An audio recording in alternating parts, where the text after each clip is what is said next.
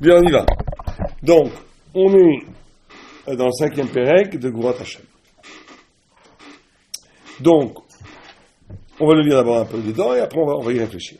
Donc cette histoire de la bienfaisance du contraire, Am Israël doit naître de son contraire qu'est l'Égypte. Ce Pérec, Hamishi, va être très important pour cette notion de naissance quasi dialectique du fait de naître de son contraire. Mais les Kenéal et Abraham, maintenant il va montrer que Abraham, Rosh Yichusenu, qui est à l'origine même de notre Yichus, qui est l'origine de Am Israël, qui est le Réchit, on va dire, de Am Israël, qui est le début de Am Israël, qui Maaseh Avot, Yirshu Banim. Donc déjà tout se joue dans le Maaseh Avot, Yirshu Banim. Les pères ont vécu au niveau individuel, ce qu'Am Israël va vivre au niveau collectif plus tard. Ça, c'est un classique des classiques. L'héritage ? Oui. Ça veut dire que il y a ici une idée, je ne vais pas trop développer parce que ce n'est pas du tout notre sujet, mais c'est une idée très intéressante à savoir que quelqu'un peut vivre l'histoire de l'humanité en concentré, qui va permettre à l'humanité de vivre après cette histoire, et nous, on peut vivre une histoire dont l'intrigue la plus profonde pour la comprendre est reliée à l'existence d'un individu, qui est un individu de la stature d'Abraham Avinu. Dans tous les cas, et donc à notre niveau à nous, c'est pareil. On peut à un moment donné développer des concepts dans l'étude, on peut faire des actes qui ont une portée qui nous excède largement. C'est ça qui va permettre, c'est quelqu'un de très grand, à Am Israël, dans tous les cas, une partie d'Am Israël, dans tous les cas, tout est dans des proches, tout ce que vous voulez, d'advenir. Que, à la limite, exister, c'est toujours avoir cette capacité d'excéder. Ça veut dire une vie qui fait sens au-delà du sens que même moi je peux lui donner. Vous savez que, je ne veux pas parler de tout ça maintenant, parce que c'est très intéressant, mais on n'a pas le temps. Vous savez qu'il y a une grande couchia qui est que l'homme ne peut saisir que ce qu'il peut saisir. En gros. Quand vous dites, par exemple, quand vous comprenez que Dieu est chesed, vous le comprenez avec vos notions de chesed à vous. Que Dieu est din, que Dieu fait le din, qu'il n'est pas vatran, vous le comprenez avec votre notion de vatran, de vatranout, de din. Donc vous êtes tout le temps condamné à comprendre des choses à partir de vous-même. Ce qui est un problème. Donc on est toujours à côté de la plaque, quelque part. La seule façon de sortir de ce casse-toi-nitou, de ce cercle vicieux, c'est de porter en soi, d'accepter de porter en soi, aussi bien dans sa connaissance que dans son action, une partie, justement, qui est à l'actif de quelque chose qui n'est pas pour moi, ce qui permet à notre compréhension elle-même d'ouvrir des perspectives du sens qui n'ont aucun rapport avec moi. Et donc qui me permet d'arriver quelque part à l'objectivité de la connaissance. C'est là où on voit comment la Torah fait un pont extraordinaire entre l'éthique et l'intelligence, entre l'éthique et la chorma. Quelqu'un qui ne serait pas capable de être à l'actif de quelque chose d'autre que lui-même, au niveau mossar, au niveau éthique, serait condamné à un registre du sensé qui serait complètement réductible à lui-même, et même si c'est le Gaon Olam, il est à côté de la plaque. Parce qu'il est forcément dans un rapport subjectiviste à la vérité, et la vérité elle est objective, elle n'est pas subjective. Et donc une incapacité d'arriver à la vérité elle-même. Donc, en tous les cas, Abraham, qui est le Hamoud HaChesed, ouvre le Hamoud HaChochma. Abraham, qui est le Hamoud HaChesed, va, permettre à toute l'histoire d'Israël, et donc à toute l'histoire de l'humanité, d'advenir. Et on voit un exemple radical de l'excès de ce qu'il faisait. Bon, il peut arriver des éclairs dans la vie, où vous faites quelque chose, ça a l'air de rien, et pourtant c'est quelque chose d'immense. D'immense. Vayu abanim domim lehav, sheotzi HaKadosh Baruch Hu, et Abraham Avinu mi Ur Kasdim. Abraham Avinu, Dieu a sorti Abraham Avinu de Ur Kasdim. Qui dit-il, Ani Hashem, asher hotziti mi Ur Kasdim, latet lecha, eretz hazot lerishta. Donc tout le monde voit le parallélisme. Dieu se révèle à Abraham et l'arrache, le sort de Ur Kasdim, comme Dieu se révèle à Am Israël en Égypte, et le sort d'Égypte. D'accord? Shemizé tiré qui Be'ur Kasdim nigla alav melech balchav lachim, que le roi des rois s'est révélé à Dieu, à Abraham, Aor Kazdim, Veotzi Oto, il a sorti de là-bas. Comment Sheotzi et Israël, exactement les mêmes parallélismes. Viesh Dimion Gadol Benehem, il y a une ressemblance énorme entre la destinée d'Abraham et la destinée collective de l'âme Israël. Ken, Shayu Israël, Yoshvim Beret Israël, Shelo Haya Am, Mekulkal Kamoiso, V'yashvu Israël Benehem. Ça, on avait vu, Zera, Kadosh, Vetaoy. On avait vu que Am Israël naissait, ça c'était la semaine dernière, on a vu ça, naissait au cœur même du peuple le plus dégradé possible. Et au Kazim aussi, les cas à Kazim, Am lo hayu kmo shamru Zal, Masalet Souka, Shakadosh Baruch Hu mitcharet à la Kazim shebaram. Dieu regrette d'avoir créé les Kazdéens. Shneimar em eret Kazim ze Am lo haya. כן, כדאי תשם. ואברהם הוא הפר זה, שעיקר הבריאה הוא אברהם, שבשבילו נברא עולם. כמו שתשרו חז"ל, פשטית רבה, אלה תולדות שמיים והארץ, בעיברם, אל תקרא בעיברם, אלא באברהם. En d'autres termes, la raison même de la création, c'est Abraham Avinu. Et les Kazdéens, Dieu regrette de les avoir créés. Donc il n'y a pas plus contraire que ça. D'être dans un lieu où Dieu regrette de les avoir créés, c'est quelque chose qui est l'anti-raison de la création. Et Abraham est la raison de la création. Donc là, on voit comment il pousse, il maximalise les contraires. D'accord? Oh, on va expliquer. Il dit, ok, Bon,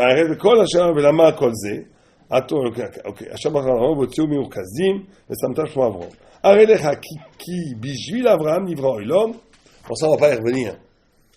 Que, bien entendu, ok, on comprend que le monde a une visée, que le monde n'est pas de la neutralité à laquelle on donne du sens après, comme les goïms voient, que le monde est absolument, existe d'abord, et qu'à partir de, et que l'homme est cette beria qui est capable de donner du sens à bidiévé de monde.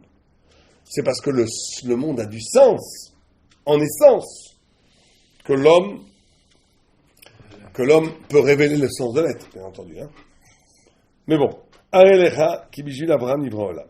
וכן אמרו ז"ל בפרק כ"ד בעבודה זרה, 2 אלפי שני היו עלמא 2 אלפים תוהו, pendant 2000 ans le monde était tohu, tohu, comment dire en français, vide, hein. והיינו מן הבריאת העולם, עד שיהיה אברהם ben Nudben, puisque vous savez qu'Abraham est né en 1900. En combien est né Abraham? 1948. C'est une grande preuve pour les sionistes. La naissance d'Abraham, c'est 1948, la date de la création de l'État d'Israël. Puisqu'en l'an 2000, il avait 52 ans. Donc il est né en 1948. Donc, chez Mbet Alafim Shanim, Aya Akol Tohu, Shelo Aya Torah. Et chez Abraham Ben Nunbet Shana, Aya Osek Betorah, il a ramené. Bon, on va passer ça, c'est très clair.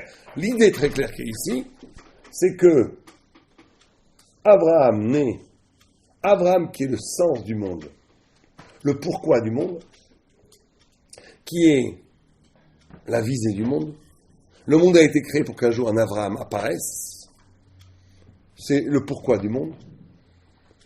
Va naître et évoluer dans un peuple qui est l'anti-monde.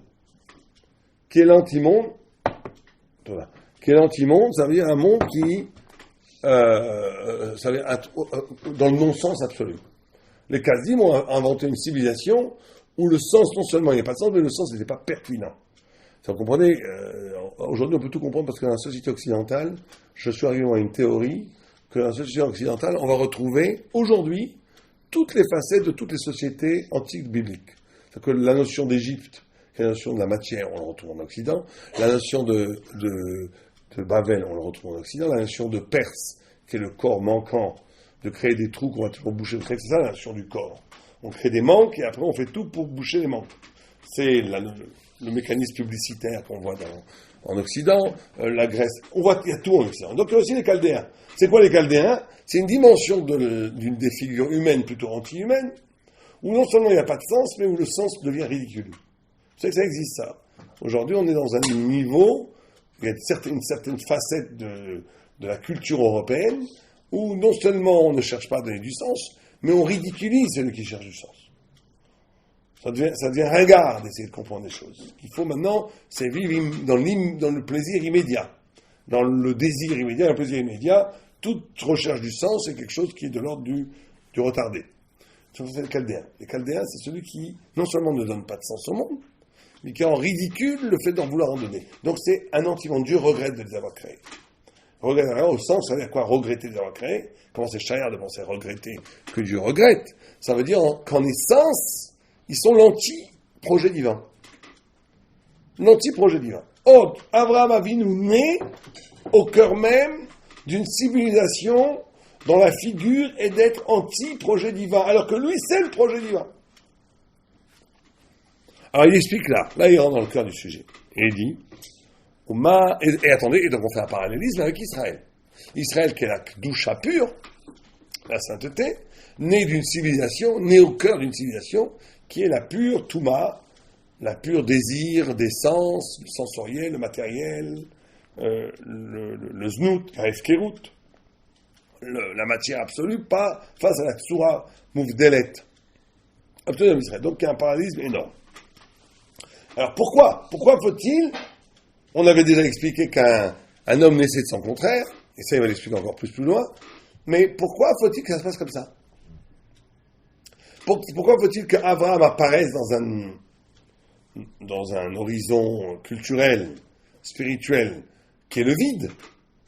Et pourquoi Israël doit-il aussi apparaître dans une civilisation qui porte le vide, qui porte l'absence du sens? Pourquoi c'est important? Qu'est-ce que tu dirais, Malké? Je vois que tu as une idée. Tu as une idée derrière les yeux. De nos jours, on voit encore ça. Il y a plusieurs institutions qui se trouvent comme dans des endroits... Quoi, tu veux dire que Épinay est la ville là? Pas Épinay. Tu veux dire que rue Pavée là? Bah, non, mais ils ont réussi à faire la tare. Il n'y a plus ça maintenant. hein? J'étais il y a 15 jours, il y a un mois ou deux, je ne sais plus quand j'étais. Mais les cafés malfaisants qui étaient près d'eux ont disparu. C'est devenu des magasins de chaussures tenus par des juifs. Donc, Ça marche, on a gagné. Bien, en tous les cas. On dit, je crois, dans Midrash aussi, que le monde a été créé sur un tas d'immondices. Ah bon, ça ne connaissais pas. Sûr. Un Midrash qui dit ça. Un tas d'immondices. Bon, Comme principe, sans doute. j'ai jamais vu ça. C'est un petit peu comme quand on plante une graine, elle pourrit. Oui. Pour Oui, renaître. peut-être. Ça ferait penser à l'idée que l'idée de la création, c'est aussi de révéler le bien, le tort, à partir du contraste qu'il a avec le mal. Alors ça, très bien, il va le dire à la fin. À la fin, il va dire. Non, mais là, il parle pas du mal et du bien, il parle du vide et du plein. La Touma elle-même, elle prend son chorel dans la... Oui, tout à fait. Ça, c'est la fin du cinquième. On va le faire aujourd'hui, si tu veux. Ça, c'est très important. Il en parle à la fin. Mais là, il parle pas de ça. Il dit Uma Shenolad, Avraham Me'ur Kazim, ou Inyan Nifla, dit-il. Il dit que c'est quelque chose d'extraordinaire. Pourquoi?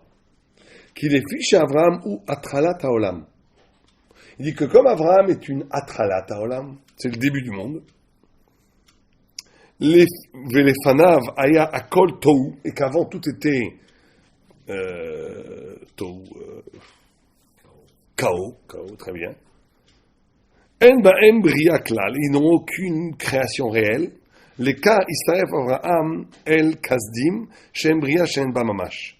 Ki kol atrala lefanea vesamuchla a eder bijvilka ou atrala. C'est une idée maralienne, on ne peut pas faire plus. On voudrait donner comme exemple une idée maralienne, c'est ça. Il dit qu'il n'y a pas de début véritable, sans que ce début ne procède, ne soit prescrit avant par une absence, par un vide. Il dit que rien ne peut commencer véritablement s'il n'y a pas de vide. Sinon, c'est une continuation, s'il y a quelque chose avant. C'est le mot vide Éder, c'est néant. Et Éder, c'est le néant, c'est absence. Absence. Et là, c'est le contraire. Alors, il va dire, l'ifika, lo haya nolad Avraham be'eretz acheret, she'im ken lo haya atchala, mipnei she'Avraham hu atchala, haya nolad b'makom she'raou liyot atchala, shekodem atchala, hu ha'eder.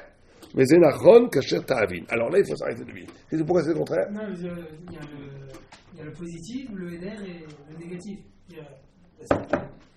Non. La configuration du Kasdim, des Kasdéens, comme on a dit, c'est qu'ils poussent le vide de l'être au non-sens. C'est pas qu'ils donnent un sens erroné. Il n'y a pas de sens. Rien ne fait sens. C'est illusoire de donner du sens aux choses. Un peu comme Gide. Vous connaissez André Gide, c'est un écrivain du non-sens. un écrivain dont l'essence est le plaisir, mais le plaisir célébré comme le plus haut niveau de l'homme, et que tout le reste est une fable de croire qu'on peut donner du sens. On arrive donc à un renoncement de ce que fait la dignité humaine pour vivre dans l'immédiateté du plaisir. Ça, c'est KSD1. Donc, il faut qu'Abraham naisse d'un univers complètement vide, parce qu'il n'y a pas de début sans vide. Enfin, on comprend pourquoi. Parce que, si tu préfères, il n'y a plus c'est dans un espace vide que il n'y a plus de causalité. Si tu es dans un espace qui déjà est porteur de sens, même de sens pervers, tu vas dire, oui, mais Abraham n'est pas premier, il est une réaction. Il est une réaction il est une ashlama, ou il est une continuation. Donc il faut qu'il y ait vide absolu, descente absolue pour que ça renaisse. Et Abraham étant la renaissance du monde, il faut que le monde arrive au vide de lui-même pour qu'il y ait renaissance. D'accord? Je comprends pas, c'est-à-dire, mais même si c'était pas chez les Khazars, il y avait aussi c'était le taux. Pourquoi il faut que ce soit l'extrême taux, c'est-à-dire c'était le non-sens partout, non? Non, parce qu'il y avait un sens, la trace du sens de Metouchelard, de Shembev, il y avait plein de sens. Pourquoi Alpaïm Tau alors? C'était juste au moment des Kazdim, alors il y avait le taux.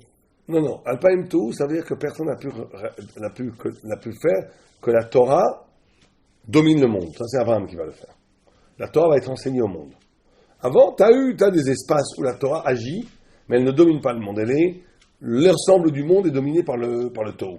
Mais Abraham, en tant qu'individu, doit naître dans un monde où il n'y a pas de trace du sens. L'idée, en tous les cas, qui est importante pour nous, c'est qu'il doit naître dans un espace vide. Mais bien entendu, tout le monde comprend que ça a des conséquences énormes, cette idée. Ça a une des conséquences absolues, c'est que pourquoi faut-il le vide pour avoir cette renaissance? Parce que ce n'est que si c'est tout le travail de déconstruction, on ne pourra arriver à comprendre véritablement quelque chose, véritablement, je dis, que si on fait un travail de déconstruction avant. Quelqu'un qui est né... Notre problème à nous, c'est que si on est né en plein milieu du sens... Quelqu'un qui est le fils de Raphaël de Brisk-Roux, il a un problème. Il est dans un univers du sens, dans un univers plein. Et pourtant, Yitzhak... Exactement. Exactement, mais tu vois bien que Yitzhak a été le contraire de son père. Yitzhak a été... On n'est pas obligé d'avoir du vide. Si. L'expérience du vide, je sais pas ce qu'on dit de vide, c'est que justement, il y avait un vide de din. La nouvelle naissance du din passe par le vide du din. Il y avait un coulo chesed qui l'expérience du vide du din. En d'autres termes, tu ne peux pas, alors tout ça évidemment c'est des concepts qu'il faut manipuler avec prudence, mais tu ne peux pas apparaître comme être véritablement pensant qui va produire du concept thoraïque si tu ne fais pas ce travail de déconstruction, si tu ne te confrontes pas au vide. Si tu n'es que constitution, alors ça ne veut pas dire du tout qu'il faut casser les... Quand je parle de déconstruction, ça veut dire d'être complet, de reconstruire. Ton père dans un château, déconstruis toutes les briques, reconstruis-les. Ça veut dire quoi? Ça veut dire que tu pars, nous on ne part pas de rien comme Abraham, on part d'un héritage. Mais c'est ce que dit le paradis de 5.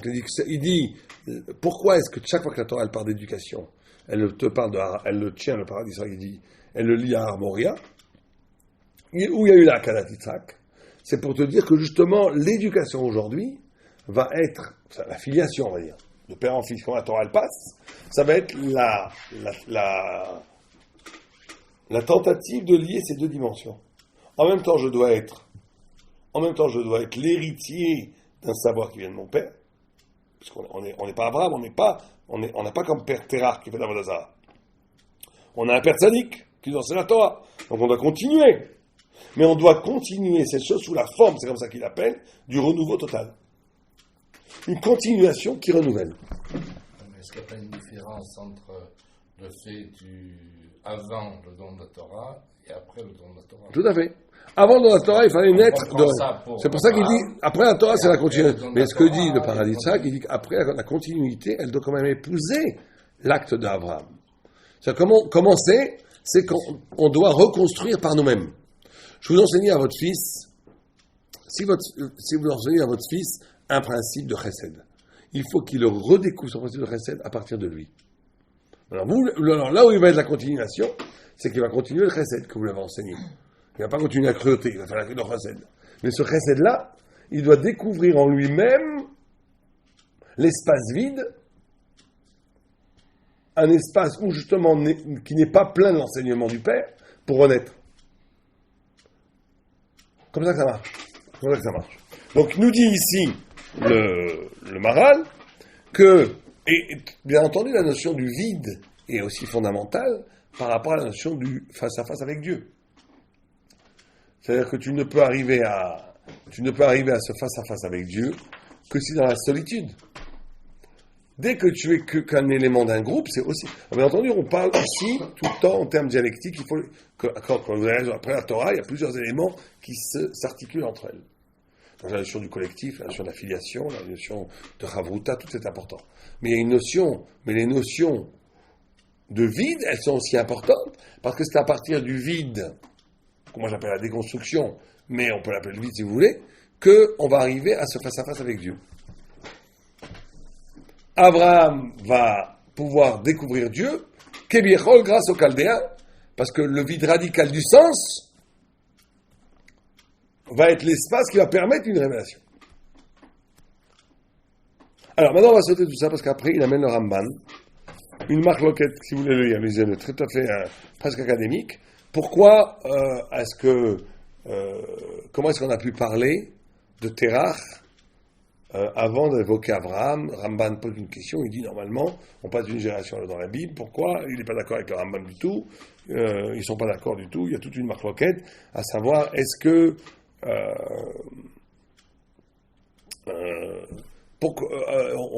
a fait tchouva, est-ce qu'il n'a pas fait, il y a toute une marloquette que vous pouvez lire, qui est intéressant, mais qui est purement technique, on va dire, purement technique. Pourquoi est-ce que les psukim, comment sont agencés les psukim? Marquons entre le Ramban et le Rambam et le Maharal que vous pouvez lire. C'est marrant, j'étais très étonné comment le Maharal n'a pas du tout peur de dire que le Ramban se trompe.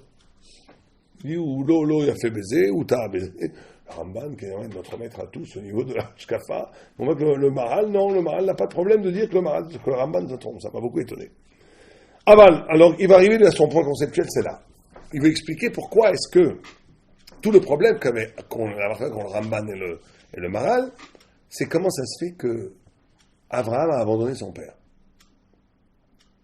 Puisqu'il a été en Israël, il a laissé son père tout seul. Donc le Ramban, lui dit, il lui a donné la permission, il a rendu pas. Le Maharal ne veut pas du tout aller dans le sens du Ramban. Et pourquoi il a écrit la mort de Terach juste avant que Abraham l'Echlecha. Alors Ramban il dit c'est pour qu'il n'y ait pas de Chilul Hashem, pour que les gens ne disent pas qu'il a laissé son vieux père tout seul, pour aller faire la spiritualité. Donc chez le Ramban il y a tout un souci de dire attention, on ne peut pas même au prix de la plus grande épopée spirituelle de toute l'humanité, qui est Avraham Avinu, enfin une des plus grandes avec Moshe Rabbeinu, une des patriarches, ça ne peut pas se payer au prix d'un manque de Kivud Abahem. C'est intéressant comme idée. C'est-à-dire que le Ramban il dit c'est très beau tout ça, mais on ne peut pas laisser un vieux père tout seul. Un peu comme, vous savez, une des argumentations qu'avait, d'après la Gemara dans Sanhedrin, je crois que c'est dans Sanhedrin, que les Meraglim ont par rapport à Dieu. Ils disent Chazak Mimenu. La Gemara ne dit pas Chazak Mimenu, Chazak Mimenu, l'Avdil. Ils sont plus forts que Dieu. Comment ils ont pu penser que les Toshavés sont plus forts que Dieu? Une des interprétations que j'ai lues, c'est de dire non, Chazak, bien sûr qu'ils ne sont pas, c'était des tzadikim. Ils n'ont pas dit qu'ils sont plus, mais ils ont dit le droit moral à habiter un pays, l'interdiction morale de déraciner les habitants pour venir à leur place, c'est plus fort que toute spiritualité, que tout projet spirituel. C'est ça leur argument.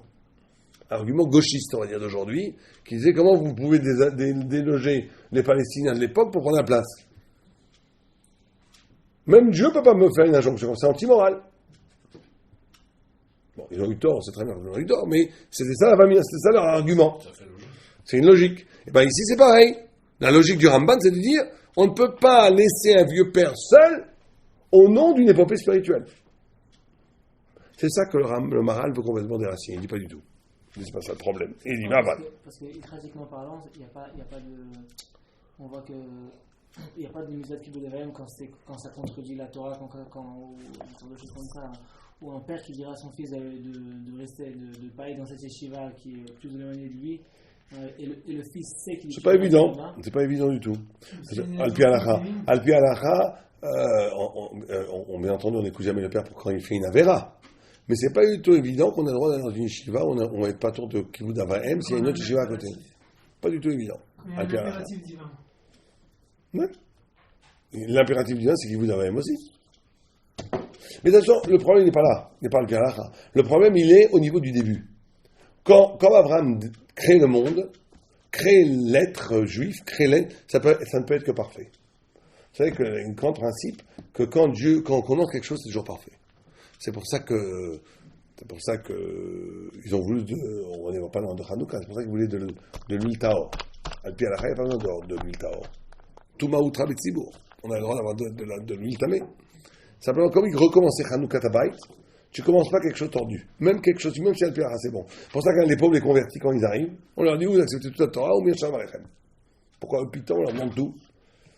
Non, quelqu'un qui voudrait faire toute la Torah, sauf une petite maison, on dirait Shalom, on ne veut pas de toi, on n'a même pas regardé, sa conversion, elle est nulle et non revenue. S'il n'accepte pas toute la Torah, quand tu commences quelque chose, ça va être parfait. En mathématiques, c'est connu, vous savez qu'en 2 lignes, au début, elles ne sont pas tout à fait parallèles, même si elles sont un tout petit, on n'a pas l'œil nu. Après, si vous le prolongez ça des milliers de kilomètres, ça va devenir des milliers de kilomètres de différence. Parce que quelque chose, au début, ça ne peut pas ne pas être parfait.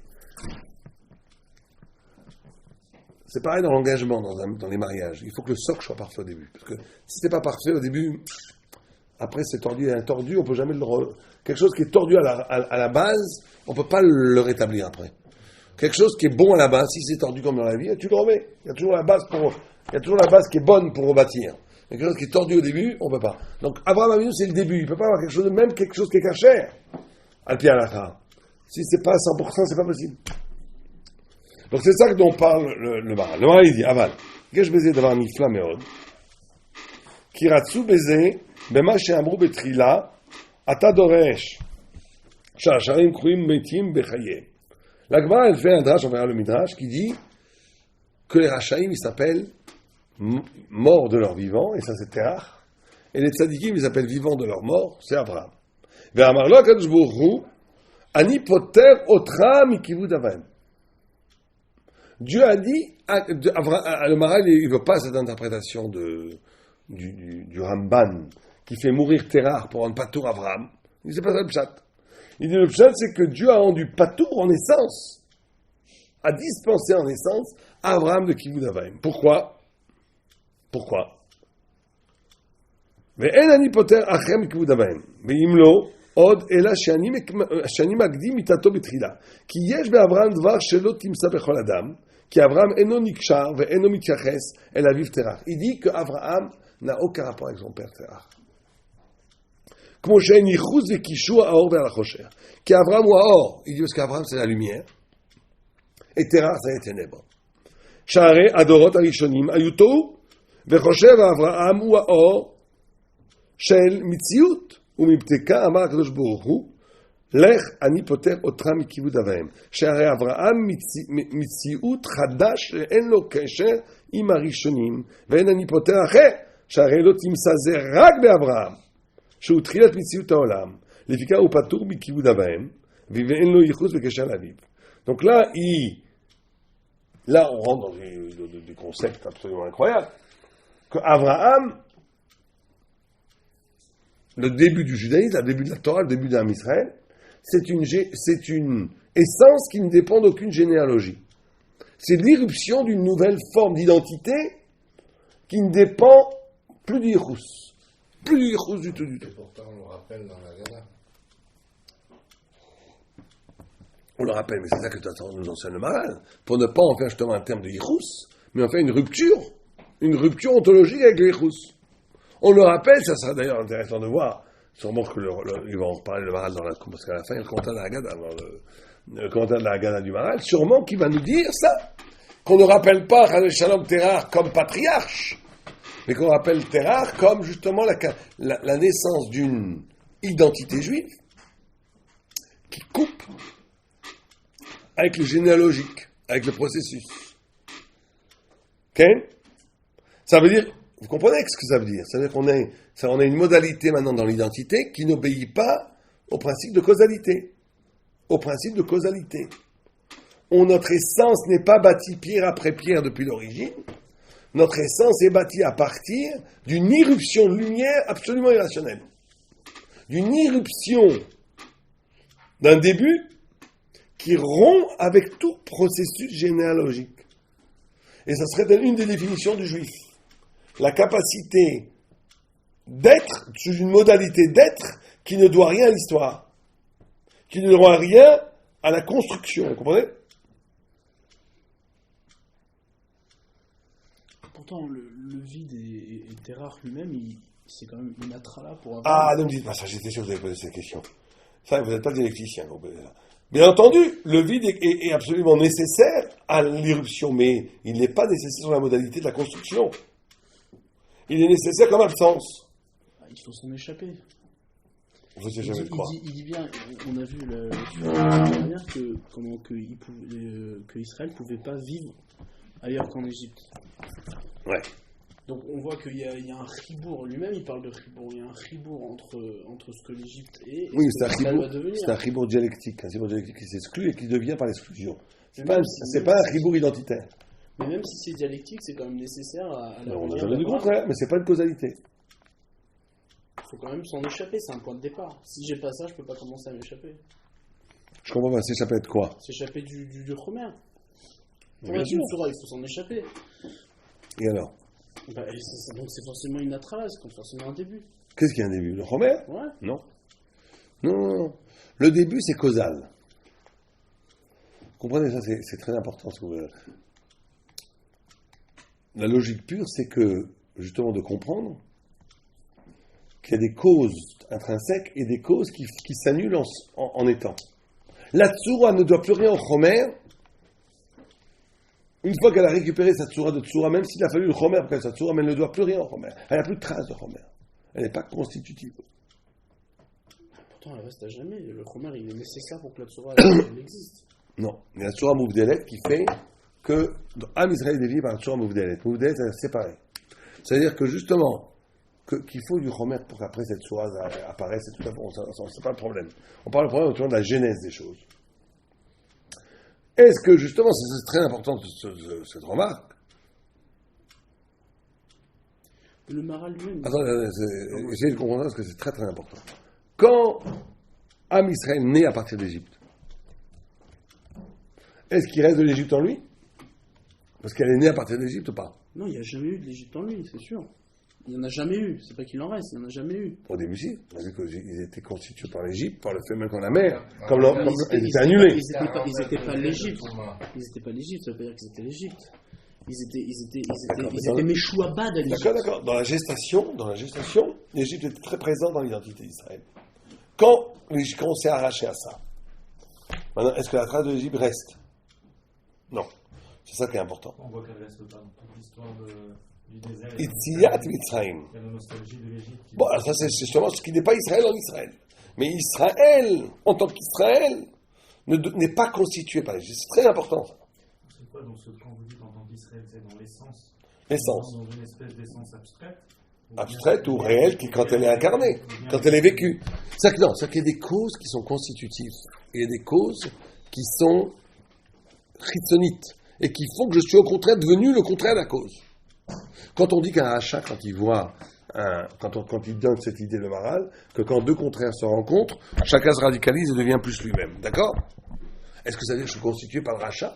Est-ce que ma part de tzaddik, mon excès de tzadikout qui est devenu à partir de la fréquentation du rachat, est constitué par la rachat ou du rachat? Non, au contraire. J'ai donné un sens à la richoute, ouais. Bien sûr. Alors voilà, donc c'est constitutif. Non. Par le fait même que j'ai donné un sens. C'est lui qui est constitué par vous, pas vous qui est constitué par lui. Mais ça reste toujours un chélek de l'être. Mais peut-être encore une fois, il faut donner du sens aux mots. Quand vous dites chélek, de quel chélek vous parlez? Le chélek de la Tzurat Adam. Quand je deviens plus tzaddik face à un rachat, est-ce que je suis constitué par le rachat ou pas? Non, pas du tout. Pourquoi pas? Le rachat a été une occasion de me révéler quelque chose qui est en moi qui n'a aucun rapport avec le rachat. Sans ça, j'aurais pas eu d'occasion. Sans ça, oui, mais c'est pas constitutif. Je comprends pas, j'arrive pas à comprendre pourquoi. Ah bah c'est très important cette Bien différence. en fait, il a fallu que toute la génération d'Égypte meurt dans le désert. Oui. Parce que Peut-être. il y avait une Peut-être. notion quand même Peut-être, humaine vous avez raison. de trace Tout à fait. d'Égypte. Donc c'est la génération. C'est une interprétation pour ce que vous dites qu'il ne fallait pas que cette trace d'Égypte rentre en Israël parce qu'il faut la coupure. C'est tout à fait possible. Mais je voudrais quand même qu'on comprenne cette différence entre cause intrinsèque et cause extérieure. Parce que sinon on n'avancera jamais. Il y a une différence radicale entre être sans ça je n'aurais jamais été. Mais maintenant je n'ai rien à voir avec ça. Alors, c'est pour ça que le Maral dira à la fin que l'Égypte doit être détruite. Enfin, détruite. Elle n'existera plus jamais, dit Dieu. Parce que maintenant, vous êtes complètement affranchis de ça. C'est la notion, je ne pourrai jamais m'affranchir, en tant que juif, en tous les cas, de la trace de mon père. Impossible. C'est Ce constitutif. qu'on détruit, c'est quoi? C'est l'Égypte en tant que Homer, seul, individuel, c'est-à-dire pas rattaché à la Torah. Mais on n'a pas détruit l'Égypte, le Homer qui est un chélek de tout l'être juif, en vérité. Non, Chadé Shalom. Quand il s'associe, Bah, quand tout il s'associe à la le Torah. Maral dit le contraire. Le Maral dit au contraire que tu nais de l'exclusion de ton identité de l'Égypte. Si, c'est ça être juif, c'est exclure de soi-même l'Égypte. C'est ce qui fait qu'il y a un chibou entre les deux. Oui, le chibour, il est dialectique, il n'est pas chibour physique. C'est pour ça qu'il faut toujours faire attention aux mots. Quand on dit chibour, on a tout de suite dans l'inconscient, dans la conscience, l'idée mathématique d'une liaison, d'une intersection mathématique. Ça, c'est pas du tout un chibour, c'est pas le chibour dont parle le Maral. Du tout. Le chibour, c'est un lien dialectique. Le lien dialectique, ça veut dire que sans l'autre, effectivement, il n'y a pas.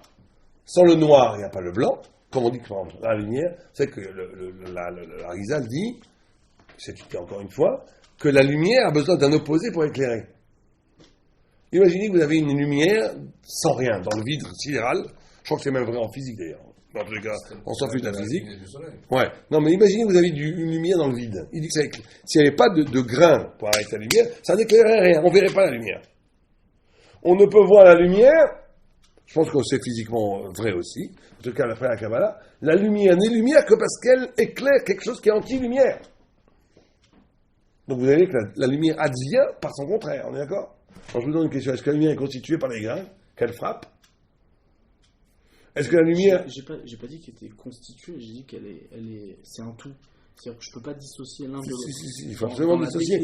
Parce que c'est ça toute la notion, le mouvement, c'est justement de se reconnaître dans l'expérience du radicalement autre, en tant que radicalement séparé de ce qui m'a fait que je me reconnais. Quand, moi j'ai connu un juif qui était jeune, qui était complètement chiloni, qui était avec des amis goy, et c'est à ce moment-là qu'il a compris qu'il était juif. Qu'est-ce qu'il a fait? Il m'a raconté, c'était extraordinaire, que ses amis goy, ils ont tué des grenouilles. Pendant les temps, et lui, ça l'a vraiment écœuré de voir comme ça, et il s'est senti juif à ce moment-là. Il a compris ce que c'était être juif. Il a compris de façon radicale qu'il n'était pas goy. Aujourd'hui, il étudie et tout. Pourquoi? Qu'est-ce qui s'est passé là? Tu vas me dire que le tuerie de grenouille, c'est parti de son identité, au contraire. C'est pas la confrontation de son contraire qui... Avant temps, on était copains, on était pareils. Comme un moment, des goy avec un sourire cruel, tuaient les grenouilles. Là, il a dit, mais c'est pas du tout moi, ça. Il a senti qu'il était juif. C'est tout. La cruauté des saves, lui, il a senti, ça l'a renvoyé à son identité juif. Maintenant, cette causalité, ce contraire-là est une causalité, mais une causalité qui échappe au digne de la causalité constitutive. C'est une causalité dialectique, ça veut dire je me sépare de la causalité. J'adviens en ayant complètement dépassé la cause. Ça, c'est fondamental. Fondamental. D'ailleurs, vous savez que c'est la notion, il y a un Maral dans le Ner Mitzvah qui était absolument vertigineux, qui parle de ça et qui dit que le Echal, c'est Gamatria 65, Yavan, c'est Gamatria 66, et donc, dans le Ner Mitzvah, il dit comme ça, il dit que donc la pensée philosophique, elle a le pouvoir d'englober dans son discours le Echal. C'est-à-dire que les philosophes, ils peuvent vous voir, ils vont nous expliquer pourquoi vous êtes religieux mieux que vous savez vous. Ils vont vous rentrer dans leur discours, ils vont vous expliquer pourquoi vous êtes religieux mieux que nous, on se est conscient qu'on est religieux. Ils vont nous dépasser. Le discours philosophique a la capacité d'intégrer dans son discours le Echal, la Gdusha elle-même. Et le dépasser par le fait même qu'elle l'enveloppe, qu'elle l'explique. Mais dit le Maral, le Echal, il y a un tséré, je dis Echal avec la connotation He, qui est un Yud Ne'elam, je n'ai pas compris en matière, pourquoi est-ce que c'est un Yud Ne'elam, quelqu'un peut-être connaît la grammaire hébraïque, je ne sais pas pourquoi le tséré est un Yud Ne'elam, Mais il dit que c'est un Yud Ne'elam, c'est un Yud caché. Alors si c'est un Yud caché, le Tseret, ça fait 10 de plus, ça fait 75, c'est Gamatria Kohen. Ok, Kohen, 75, Nun, Chafé. Comme ça dit le Maral. Maintenant il dit, le Kodesh, on dit que c'est pour ça qu'on a trouvé une petite fiole dans le Kodesh Kodashim. Parce qu'il dit, ce qui est génial, c'est qu'il dit que le Echad, il est constitué aussi par le Kodesh Kodashim. Donc par le Kodesh Kodashim, tout est sauvé de la Grèce. Pas que le Kodesh Kodashim.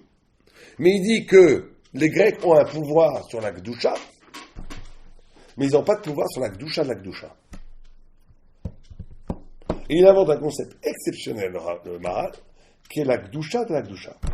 En d'autres termes, la Gdusha, c'est la capacité d'être séparé. Ça veut dire, j'ai envie de manger un steak qui est devant vous, vous avez envie de le manger, si on est des animaux, les deux on va se jeter dessus, comme des chiens, chacun va gérer de son côté. Un homme, il va être capable de dire non, non. Dieu m'a dit de ne pas... On prenait un autre exemple. J'ai envie de dire du Lachon Hara, je ne l'en fais pas parce que Dieu ne veut pas. Ça, je deviens kadosh quand je fais ça. Le mouvement, la logique naturelle, j'ai envie de frapper, je ne frappe pas. Ça, c'est la naturalité du corps physique m'oblige à faire quelque chose. Je ne le fais pas à cause de l'injonction divine, la prescription divine. Il y a une logique psychologique. J'ai envie de faire Lachon Hara, de me venger, on m'a fait du mal. Je ne le fais pas parce que j'arrête les processus psychologiques, parce que Dieu me dit non, je suis kadosh. Il y a des mécanismes sociologiques, il y a des mécanismes économiques. J'ai envie de garder l'argent tout pour moi, j'en donne pour les pauvres, etc. C'est être kadosh. Mais il dit ça, les Grecs peuvent encore attraper. Mais il y a une façon de faire l'acte kadosh. Il y a une façon naturelle au niveau spirituel de faire un akadosh. Il y a une façon kadosh de faire la kadosh. C'est comme une gdusha ou de la gdusha. Il y a une façon sainte d'appréhender l'acte. Il y a une façon séparée de se séparer. Il y a une façon nivdal d'être nivdal. Et quand on est une façon nivdal d'être nivdal, là, le goy, il ne sait même plus de quoi on parle. Il ne peut pas t'attraper. Ça veut dire quoi cette façon nivdal d'être nivdal? Ça veut dire que je peux faire des actes, des mitzvot, étudier la Torah, faire toutes sortes de choses spirituelles, mais qu'obéir à une logique spirituelle. Et cette logique spirituelle est inscrite en réalité dans l'être. Et ça, le goy peut l'attraper. Parce qu'elle est inscrite dans l'être. Dans l'être philosophique, en tout cas, pas dans l'être le plus haut. Platon, les grands philosophes, peuvent expliquer un acte spirituel. Mais quand l'acte spirituel lui-même est détaché de son processus spirituel, il n'y a que le juif qui peut faire ça. Ça veut dire qu'à un moment donné, c'est un peu comme le Baltani au début explique que le Racha, le Benoni, il a des ta'avot, mais il est kadosh, il s'empêche de faire les avérotes. Le Tzadik Gamour, il n'a même plus de ta'avot. C'est un peu comme Yaakov Avinu, quand à un moment donné il ne monte plus l'échelle, Rachid dit, Olébo, c'est qui c'est lui-même. L'échelle qui l'amène à Dieu, c'est lui-même. C'est-à-dire qu'il n'a plus besoin de processus pour être face à Dieu. Il est en soi. C'est la Gdusha de la Gdusha. Or, la Gdusha de la Gdusha, c'est cette notion, Abraham Avinu l'inaugure avec la naissance radicale. On a dépassé les processus. Quand on dépasse les processus, on est le point de départ de quelque chose d'absolument nouveau, puisque le cœur de l'identité, c'est Dieu. C'est l'indéfini, c'est l'absolu, c'est l'infini. Bien, en tous les cas, très bien. Donc voilà, il dit que oui, il y a un yichus, mais dialectique. La relation entre Abraham et Terah, c'est la même relation qui est prescrite, qui est en jeu entre lumière et ténèbres. Vous allez me dire, oui, il y a une relation. D'accord, mais quelle relation il y a? Une relation où la lumière n'est jamais constituée des ténèbres. Et les ténèbres n'est jamais constitué des lumières. L'un chasse l'autre. Mais ça ne fait pas partie d'un tout ça? La notion de tout, on va la voir à la fin. Vous avez raison. Mais la notion de tout, elle ne rentre... C'est pas un mélange de tout. Je ne sais pas ce que vous voulez dire par tout. C'est le émet qui en fait qui génère à la fois le bien et le mal, et que lorsque on arrive à être méached les deux, ben on est l'être juif, on est la Tzurat Adam Amitik. Non, mais il dit pas du tout ici qu'il faut intégrer Korah, Terah dans soi. Il dit pas du tout ça. Non, mais il dit quand même que c'est constitutif d'un tout. Il ne le dit pas là. Là, il dit qu'au contraire, il dit que c'est pour ça qu'Abraham est dispensé d'honorer son père, de faire Kivud Avraham avec son père, parce qu'il n'y a pas de filiation. Parce qu'il y a coupure radicale. C'est la lumière et pas l'autre, c'est les ténèbres. Et donc il n'est pas tôt de Kivud Avraham, parce que c'est Atrala Hadash. Maintenant, il ne te dit pas qu'il n'y a pas de yichud, il ne te dit pas qu'il n'y a pas de lien. Il dit le lien, il est comparable à un lien de lumière et ténèbres. Ça veut dire un lien dialectique qui fait que l'un au contraire. Tu comprends? Attendez, je vais m'expliquer. Quand on dit voilà, lien dialectique, ça veut dire que c'est en même temps lié, mais c'est en même temps que le lien, c'est d'être au contraire pas du tout lié. Il y a des liens qui sont des liens filiaux, où l'un génère l'autre. Là, c'est des liens au contraire. Le lien, c'est que plus je suis avec toi, plus je suis loin de toi. La lumière, elle chasse les ténèbres chassent la lumière. Il n'y a pas de point gris entre lumière et chaleur. Il n'y a pas. Il n'y a pas de mélange. Il n'y a pas de constitution réciproque. Il y a au contraire radicalisation des deux. Alors tu vas me dire, c'est un lien? Oui, c'est un lien, mais c'est un lien dialectique. C'est pas un lien mathématique, ni ontologique, ni physique, où mélange, on rajoute 1 plus 1. C'est le lien du non-lien. C'est le lien du non-lien. C'est le lien du non-lien, tout à fait. C'est le lien du non-lien. Il dit ça, il faut vraiment comprendre beaucoup. Alors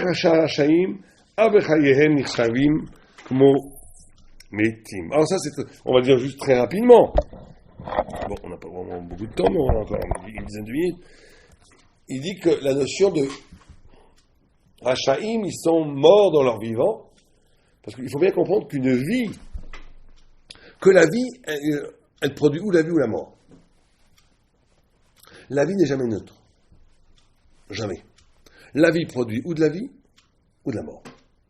Les Rachaïm sont des gens qui produisent une vie qui produit de la mort. C'est-à-dire qu'une vie, elle génère ou une vie ou de l'éternité ou du sens ou de la vie elle-même. C'est pas une ouvda, la vie. La vie, c'est un acte de produire de la vie ou de produire de la mort.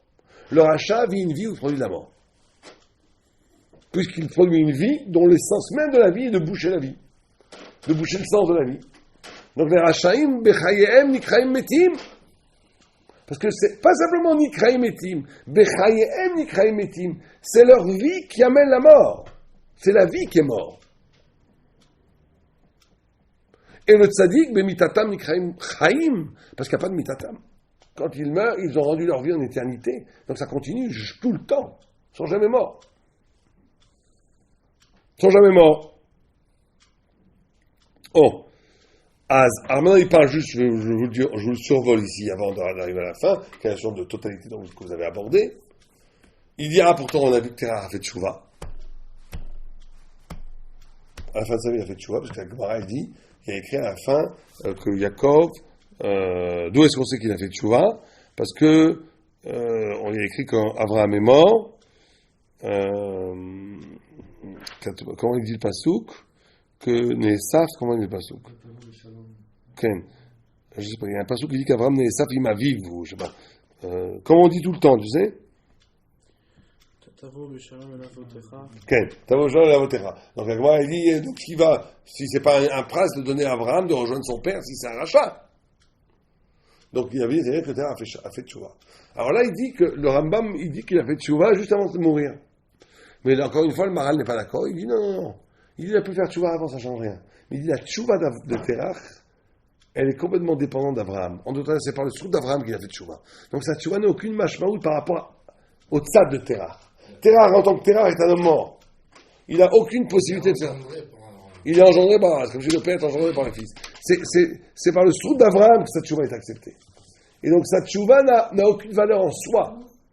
Donc elle n'abolit en rien l'opposition dialectique entre lumière et ténèbres. Comme ça que répond. Oh. Alors reprenons le dernier chapitre.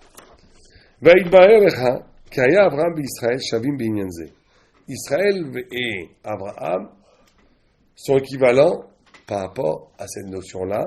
Shaya Gadol, Gidul Shelahem, Beuma Sheu Afur Lahem. C'est là le point de Hashva'a, le point de principe de pareil entre Abraham et Israël, c'est qu'ils naissent d'un milieu d'un peuple qui est leur contraire. Bien sûr qu'il y a des différences sectorielles entre Abraham et Israël.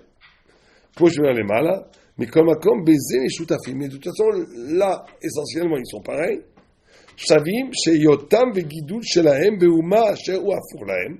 Onam, יש טעם אחד לשניהם, וזה כי ההפלגה שההפוכים הם מתנהגים מצד עצמם, מכל מקום במה שההפוכים ביחד הם משלימים לכל. Alors là on arrive à la notion de totalité, de משלימים. Il dit, l'opposition de deux termes vont dévoiler la totalité. L'opposition de deux termes vont dévoiler la totalité. On va voir que c'est très très important. בשביל זה הם מתחברים ביחד כדי להשלים הכל. Que le yichud qu'il y a entre Israël et Kazim, entre Abraham et Kazim, avec Israël et l'Égypte, ça va avoir pour fonction de proclamer l'unité de l'être. Quelle unité de l'être? Il va l'expliquer maintenant. לפיקה ישראל ומצרים, אף אגב שהם הפוכים מצד עצמם, מכל מקום, דבר והיפוכו משלים להכל, יש להם חיבור יחד. לפיקה ישבו ישראל במצרים ואברהם באורקזים, מפני ששני הפוכים ביחד הם הכל. Donc on pose sur sa petite cachette qui n'est pas une couchia, il dit même le vide, il dit, ah tu pourrais me dire que Afochim c'est O et Maïm qui ont les deux, ont de l'être, mais le bien et le mal. En shayer lo marka, ze eno, devadai af shehu ra ve'eno mitziut bikol makom, shneim hashlim, il dit que même le vide doit être le prétexte d'une radicalisation du plein. C'est-à-dire que le plein, le bien peut utiliser le mal. Tout le monde comprend, vous savez, que le Yetzirah Tov a été appelé Tov Meod. Le Yetzirah, pardon. Yetzirah a été appelé Tov Meod. Une des vues qui dit que Tov Meod, avait Hashem Ra Tov Meod, c'est Malach HaMavet, c'est Satan, c'est Yetzirah. Parce que sans Ra, tout le monde comprend, c'est pas notre sujet, mais tout le monde comprend que sans Yetzirah, il n'y a pas de bien possible. Ça n'existe pas. Le bien n'est possible que parce qu'il y a Yetzirah. Mais ce qu'il veut dire ici, c'est ça qui est important, il aperçoit ce Midrash, où le Midrash dit Ken mi ten taor tamé. Qui fait que le pur vient de l'impur, ou l'impur vient du pur. Ken kegon Avraham mi terach. Avraham, qui est pur, vient de terach. Cheskia mi echaz, Yishayu mi amon. Israël mi umot haolam. Mi asaka, mi gazaka, lo yechidu shelo elor. C'est Dieu. Biuro Razal, qui mida noten kiliot yotse taor mitame. Comment est-ce que Avraham, qui est taor pur, peut sortir de terach qui est avodazara tamé? Ken? Qui mipne shafurim yesh lahem siba echad. She'en amitziut bechuleket rak yesh lahem siba echad. Il dit parce que toute la réelle n'a qu'une seule cause, qui est la divinité, qui est le Ratzon Hashem. Qui est le Ratzon Hashem. Et donc, puisque tout le réel n'a qu'une seule cause, qui est le Ratzon Hashem, l'opposition dans le monde doit s'auto-engendrer. Le bien doit engendrer le mal le bien, parce que c'est comme ça que va résonner la trace de l'origine commune de tout. Si le mal engendre du bien et le bien engendre du mal, si Terach engendre Abraham, et si le Taor vient du Tamé, Tamé peut engendrer du Taor, c'est parce que, à l'origine, tout est édicté par une volonté une qui est celle de Dieu.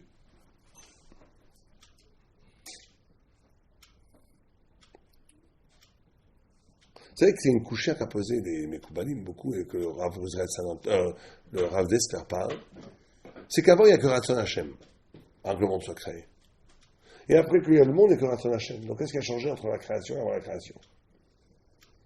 Qu'est-ce qui change fondamentalement entre avant la création et après la création?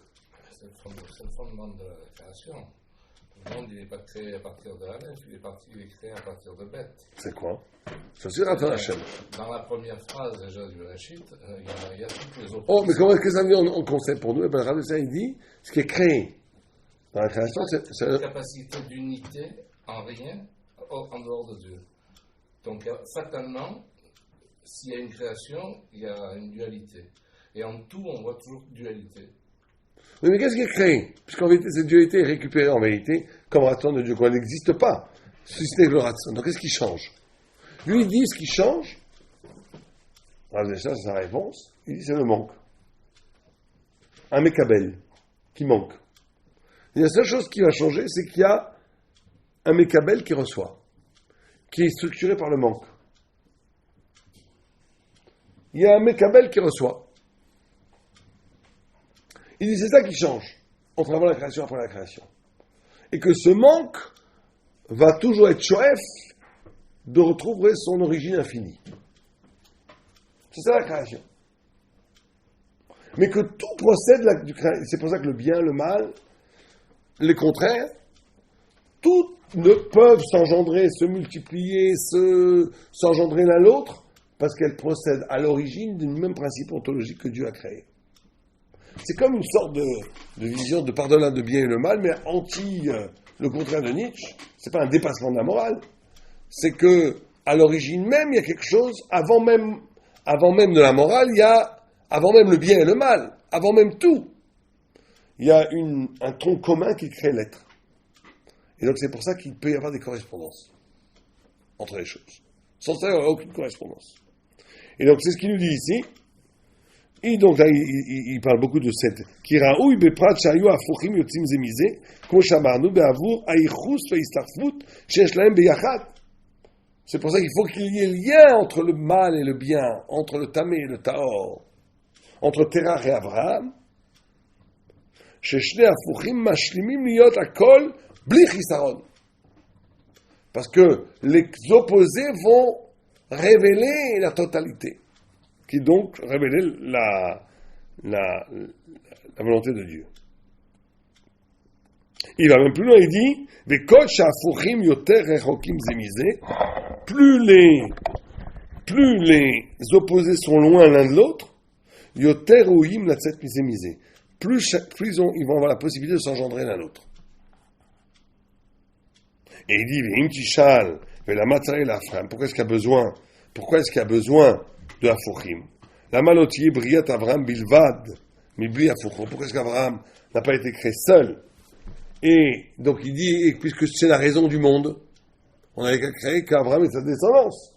Mais c'est là où il vient avec l'idée du manque. Il dit Mahmat achisaron amekabel. Shelo itachen liyot amekabel peula shlema.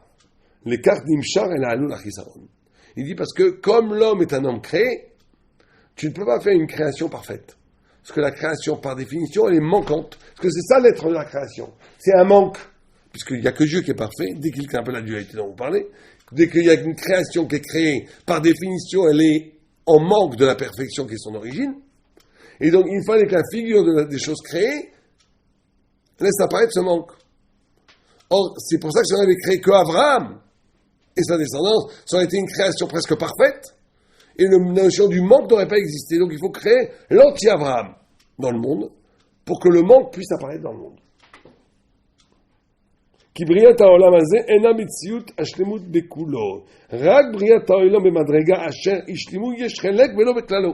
Et donc il faut que la création, ça serait la création, quelle est la trace de la perfection qui est incarnée par Abraham Avinu, la trace de l'imperfection qui est les nations, qui sont le fait que le monde est créé, et qu'il va falloir que le monde, que cette lutte entre la perfection et l'imperfection, qui va être la lutte entre Israël et les nations, soit le mécanisme qui va ramener le monde vers sa perfection. C'est comme ça que ça se passe.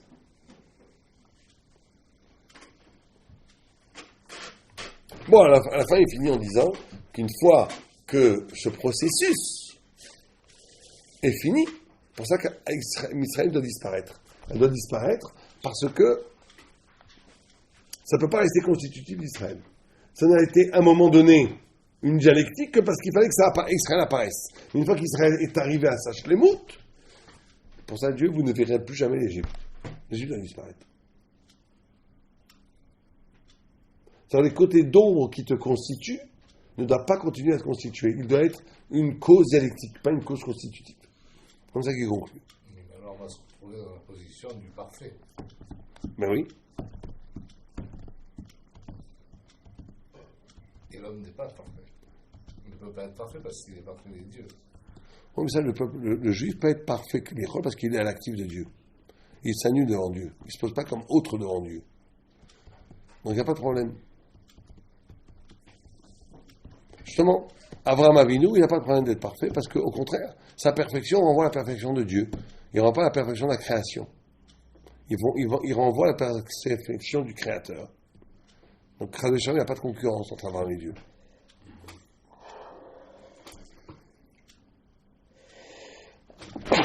C'est clair, c'est un chapitre très très important, un peu dur, mais fondamental.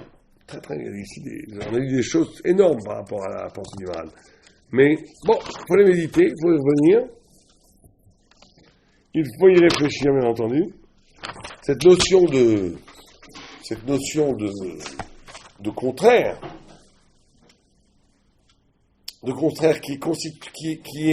qui permet d'apparaître, mais qui ne reste pas comme trace, qui est lié à la Kedusha, c'est fondamental. Il dit quand même, excuse-moi, Ouais. il dit Rak l'inyan havaya, shiyu em le am Israël, yesh lahem chibur kemo shidbar lamala. Il dit quand même que c'est une havaya, c'est celui qui crée la havaya du Israël. Non, la havaya ici, la havaya dans le terme du Maharal, c'est quoi? C'est être, devenir. Oui, mais c'est Et ça, après, c'est-à-dire que pour le devenir, il faut ça. Tout à fait, ce que je vous dis. En Égypte, il n'y avait pas. C'est-à-dire qu'il n'y a pas une disparition totale. Et là, après. Il reste en tant qu'havaya. Après. Non, après, non. Non, il dit pas. C'est ce qu'il a dit, regardez. L'autre aussi, faut le rotamadolam, bema shem nedalim zemizé. Il dit Rak l'inyan havaya sheyem Israël yesh lahem chibur kemo shidbar lamala. Ki yesh ityachasu b'avayatam yachad ou be'atzmam hem nivdalim. Oui, mais ensemble. Il n'y a pas marqué que c'est par séparé. Vous n'avez pas de chat là, regardez, relisons ce que vous venez de dire. L'efficace. Amar lot osifu lirotam od olam, bema shehem nivdalim zemizé. Donc séparation totale. Rak l'inyan havaya, c'est quoi havaya ici? Pas l'être. Il ne faut pas traduire l'être ici. Non, pour le devenir. Le devenir. Comment Am Israël est deux? Pour que Israël devienne Israël, il fallait l'Égypte. Ken? Pas le devenir Mais en futur. tant qu'havaya, il reste une trace dans le. Il n'y a plus d'havaya. Mais ce devenir-là. C'est un devenir passé. Mais oui, mais c'est ce qui. Non, chez Ayou, là, Quand vous comprenez Israël. le hakol qui est marqué juste au-dessus, que le mari vous dit, c'est quoi? Tout ça, ça forme un tout. Et que c'est nécessaire pour pouvoir. Alors, C'est ce tout. Non, si dans ce tout, Non. il disparaît la trace de la Non, trace il ne de disparaît pas historiquement. Dans la totalité de l'être, il est là. Mais pour Voilà, nous, en tant il est en que juifs. opposition. Mais pas en tant que nous, juifs. Juifs, on n'a pas de trace de Peu l'Égypte. importe, c'est-à-dire le juif il est construit de cette opposition-là même. Et cette opposition, elle est toujours existante. Non, il te dit pas ça. Regardez le chat. Il te dit, vérifika, il te dit le contraire. L'otosifu lirotam odolam. Fini. De voir l'Égypte en tant que telle. Il n'y a plus d'Égypte. Mais c'est tout. Il y a plus Pourquoi elle est encore. Bema, Shem, on est séparés. On n'est pas constitué par l'Égypte. On est séparés d'Égypte. Rak l'inyan havaya. Pas havaya, c'est pas le futur d'aujourd'hui. Quand ils sont devenus, quand ils sont advenus, Ishayu lahem l'Israël, pour que Am Israël soit devenu, Yeshlaim Chibour, là ils avaient un lien avec l'Égypte. Comme il a expliqué plus loin. Qui yesh ityachasout beyotam yachad be'atzmam em nivdalim. Cette ityachasout, en même temps qu'ils étaient nivdalim, elle était essentielle pour qu'ils adviennent. Mais une fois qu'ils sont advenus, c'est fini. Et qu'un Abraham, Shenoal Be'orkuzim, après il lui dit, mais une fois qu'Abraham est advenu au cœur même de Kazim, il lui dit, Lech lecha, me'artzecha. Il dit, Nidbaer lecha, ki ayu Israël domim le'Avraham, shekmo she'eshivat Avraham, she'u yikar ha'olam, be'orkazim ze'am, am lo haya, qui n'existe pas. Par otzi hakadosh baruch hu mitocham, de la même façon avec la car yashvu Israël shem kudoshim et nivdalim. מכל ערווה במצרים, שלא יהיו אומה מקולקלת כמוהו, ויש לך להבין את דברים אלו, כי הם דברים צריכים להבין אותם, וכו' וכו'. C'est très important de montrer qu'après, justement, il n'y a plus d'Égypte en Israël. C'est fondamental. Il n'y a plus d'Égypte en Israël. C'est la genèse, la gestation d'Israël nécessite l'Égypte.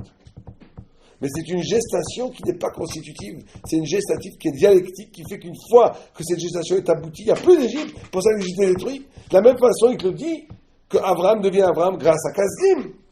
Mais une fois qu'il est devenu Abraham, Lech Lechat, il n'a plus aucun rapport avec Kazdim.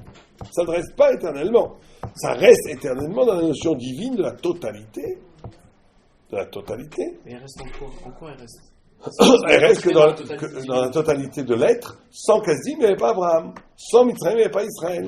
Sans Mal, il n'y a pas de bien. Sans le dans l'essence même. Mais voilà. elle n'a pas de fondement dans les sens d'Israël. Elle a un fondement dans les Dans sens la du monde. Sourate Adam, oui, elle Tout à fait. D'accord. C'est quoi la Sourate Adam? C'est le juif. Non, là vous sautez dessus. Non, pourquoi? Non. Pourquoi? Qu'est-ce que j'ai sauté là? Non. La Sourate, le juif, c'est la finalité de la dame. La finalité de la dame ne porte pas la trace de son début. Il me semble que Marie même dit que Atem Krouillé Madame, c'est avec vous qu'on l'a vu. Il dit que le vrai Adam, c'est le Israël, et c'est Bah pas oui. l'Égyptien, etc. Donc on parle bien de Tzurat Adam. La Tzurat Adam Shlema, c'est ce ribour. C'est-à-dire là, ici, le mot, il est important. Le mot lui-même, ribour, il est important. Mais vous le détachez de son contexte. Le ribour, c'est pour advenir. Vous en faites que maintenant, vous dites exactement ce que je dis Ribour, ça de ne veut pas advenir. Non, Le mais mot Havaya. ribour, ça veut dire. Mais Havaya. D'accord. Le ribour n'existe que dans Havaya. Mais non, mais ce que je veux dire, c'est que la Havaya, elle est comment dire, Elle n'est pas continuelle. mais pourquoi pas? Bah, parce que tout le Maral, c'est ça qu'il a essayé de dire. Relisez ce Maral tranquillement. Prends l'Égypte, tu fais l'inverse. Mais justement, tu prends l'Égypte. Regardez, là. Sans l'Égypte, tu peux pas faire l'inverse. Impossible. Mais c'est tout le Maral. C'est justement pas l'Égypte. On est d'accord, J'ai pas d'accord. dit, ça, j'ai jamais dit qu'on était l'Égypte. On est d'accord. Je dis juste que Mais que l'Égypte est nécessaire Non, pour mais qu'on puisse. toute la démarche du Maral, c'est de te dire que tu sors, que tu deviens l'Égypte, tu deviens, mais qu'une fois que tu deviens, tu n'as plus aucun rapport avec l'Égypte. C'est ça toute la démarche. Tout est une question après de mots et de logique. Où est-ce que l'Égypte est essentielle, l'économie générale de ce qu'Israël advient? On est d'accord. C'est quand même bizarre qu'il parle d'un tout. Le tout, il est Mitzvah Hachem. Il n'est pas Metzinelu. Oui, Mais il est c'est quoi Metzinelu. Hachem? Mitzvah la totalité de l'être. Vous avez raison. L'Égypte est indispensable. Comme Amman est indispensable. Comme tout le monde, comme les Oumot aussi sont indispensables. On est d'accord.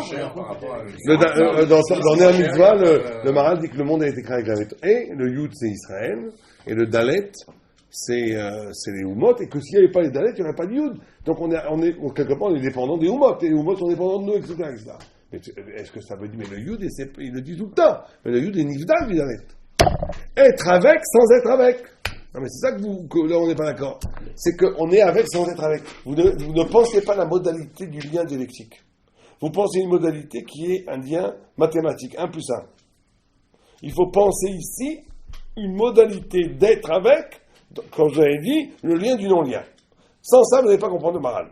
Donc le Maral, il vous dit, le lien du non-lien, c'est que j'adviens à partir de mon opposé, dans un point de vue mathématique ou logique, vous allez dire. Donc si j'adviens à partir de mon opposé, c'est que je suis constitué par mon opposé.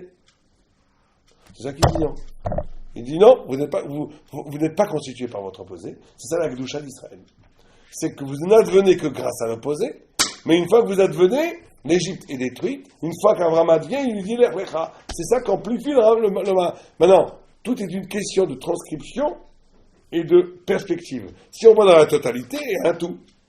Mais si on voit Betsan Am Israël, une fois qu'il est advenu, il n'a plus aucun rapport avec l'Égypte. Et c'est ça qu'il constitue. Il n'a plus aucun rapport avec l'Égypte. Aucun rapport. C'est pour ça de sortir d'Égypte. La sortie d'Égypte, c'est la sortie de l'Égypte de son identité. C'est pas juste sortir physiquement d'Égypte. C'est pour sortir de l'Égypte de son identité même. Mais il faut le répéter, ça, sans arrêt. Peut-être. Mais en tout cas, moi je parle de la dignité d'Israël. Quand lui, il me disait tout à l'heure qu'il c'est très possible qu'il y ait encore de l'Égypte en nous, en tant que non-Israël. Mais nécessairement, parce que sinon on ne pourrait pas s'en échapper. On ne pourrait pas devenir juif à ce moment-là. Oui, je suis d'accord. C'est ça que je dis, c'est-à-dire que cette trace de l'Égypte, elle est éternelle. Pourquoi? Parce que nécessairement, Elle est éternelle pour advenir. je ne peux pas devenir Nigdal. Elle est éternelle pour advenir. Elle est complètement disparue dès que je suis advenu. Donc l'identité d'Israël, positivement, n'a plus aucun rapport avec l'Égypte. Pas de lien biologique. Pas que biologique. On n'est pas constitué par l'Égypte. C'est ce qui me dérange. On n'est que quand on est échappe d'Égypte. Je ne suis que quand il n'y a plus l'Égypte. Alors tu vas me dire, mais il faut pour On que n'a je sois. jamais totalement. Il y a marqué que même le tzaddik, Baolamaba, El Menucha, l'Agmara qui dit. Oui, mais c'est peut-être pas par la C'est-à-dire sortie d'Égypte. Mais On peut passer la d'autres ça. sortie d'Égypte, c'est le Homer par excellence, c'est-à-dire qu'il est fondamentalement nécessaire pour pouvoir advenir à chaque fois. Oui, mais une fois que tu adviens, tu n'as plus besoin. Mais on n'advient jamais, on est toujours en train d'advenir parce qu'on va vers Dieu à chaque fois. Ça, c'est autre chose. Là, vous montrez, est-ce que, si on pose bien logiquement, que pour advenir, en étant advenir, on passe à sortir d'Égypte. Donc il y a un lien dialectique avec l'Égypte. Puisque je deviens en m'arrachant d'Égypte. D'accord? Donc l'Égypte est présente. Une fois que je suis advenu, la tsoura de cet advenir n'est pas un lien biologique ou un lien filiatique, c'est au contraire, je suis quelqu'un qui n'a plus aucun rapport avec ce qu'elle m'a permis d'advenir. On est d'accord? C'est posé en point de vue ontologique. Maintenant, vous posez une nouvelle question, à savoir, est-ce que quand j'adviens éternellement, ou est-ce qu'il faut continuer continuellement à devenir? C'est pas quelque chose Est-ce qu'il de faut radical. Ouais, exactement. Est-ce qu'il faut continuellement à devenir? Ça, Ça, on peut l'écouter, on peut l'entendre, le dire, c'est très possible. Mais C'est-à-dire que donc l'Égypte est toujours constitutive de l'advenir de l'advenir, oui, mais pas de l'essence. Encore, mais c'est ce qui donne- c'est quand même Non, le non, tout mais dont là, parle il faut- Maharal. il faut- C'est le tout dont Non, parle Maharal. tout à fait. Mais le Jusqu'au Maharal, jour où elle sera ouais, détruite. tout à fait. Mais elle a déjà été détruite. Mais le Maharal nous pose très bien, et c'est ça que je voudrais qu'on entende bien, c'est que il y a une différence ontologique entre l'advenir et l'être. L'advenir est un moment de gestation qui fait que là j'ai une relation de chibou avec l'Égypte. Mais dès que je suis advenu, je n'ai plus aucun rapport avec l'Égypte. Et c'est ce qu'ils appellent la naissance dialectique. C'est plus une naissance filiatique. C'est pour ça qu'il fait aussi la même chose avec Terach et Abraham. Il dit pourquoi est-ce qu'il n'est pas tôt de Kivud Abraham? Parce qu'il n'advient pas. Parce qu'il n'advient pas il ne vient pas de Terach. Il y a une coupure. C'est une nouvelle naissance absolue. C'est pas que Mais les pourtant, histoires, exactement, ça n'existe plus. Pourtant, il fallait Terach. Sans Terach, il n'y a pas Abraham, on est bien d'accord. Mais pas en tant qu'âge. En tant qu'autre chose. Je ne sais pas. En tous les cas, sans Terach, il n'y avait pas d'Abraham. Donc maintenant, sans Terach, il n'y avait pas d'Abraham. Et pourtant, il est dispensé du Kivud Abraham. C'est ça l'énigme juive. Sans l'Égypte, il n'y a pas d'Israël. Mais pourtant, une fois que je suis Israël, je n'ai plus aucun rapport avec l'Égypte. C'est très important, ça. Maintenant, vous posez une autre question. Je ne suis pas sûr de la réponse là maintenant. Est-ce que c'est toujours l'Égypte dans lequel on s'échappe pour être Israël? Ou bien non? C'est on a s'échappé d'Achashverosh, des Dômes, de Yavan, c'est possible. Est-ce que C'est la mer des galoutes, l'Égypte. c'est possible, c'est possible. Mais là, ce que vous dites est possible, ça je ne le refuse pas, que, en tant qu'advenir, on a toujours besoin. Oui, parce que l'advenir passe par le chibou avec l'Égypte. Mais une fois qu'on est devenu, il n'y a plus aucune trace d'Égypte. Il y a une pureté de Tzura Nivdelet. J'existe en Tzura Nivdelet. Je ne suis pas constitué par l'Égypte du tout. Maintenant, est-ce qu'un juif, comme vous dites vous, il a la tentation et tout, un juif est toujours tout le temps en train de ressortir d'Égypte? Oui, peut-être que oui, puisqu'on doit se rappeler, on refait tous les jours, etc. Israël, on refait. Oui, donc ça, oui, il n'y a pas de problème. J'ai pas de problème avec ça. Qu'on réactualise l'advenir d'Israël, je suis d'accord. Bien entendu. Ça, oui. On était sorti d'Égypte. Oui, je suis d'accord. Tout à fait. Tout à fait. C'est ce qu'on recherche. Mais le but, la visée est quelque chose qui échappe à toute définition, à tout caractère. C'est un horizon conceptuel, un horizon spirituel, un horizon ontologique qui n'a plus aucun rapport avec l'Égypte. C'est ça qui est fondamental dans le texte du Maharal. C'est ce son ontologique. Comme dans Abraham n'a plus aucun rapport avec Terach. C'est ça qui est fondamental. Bien, Kol Tov.